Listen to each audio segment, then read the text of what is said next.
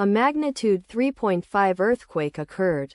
Dominican Republic region. 67 kilometers NNE of Punta Cana, Dominican Republic, or 83 kilometers NE of Salvalian de Higüey, Dominican Republic. On Friday, the 4th of July 2025, at 0 hours 42 minutes and 47 seconds local time, the quake had a depth of 8 kilometers and was not felt, or at least not reported so. Data source from EMSC. Did you feel it?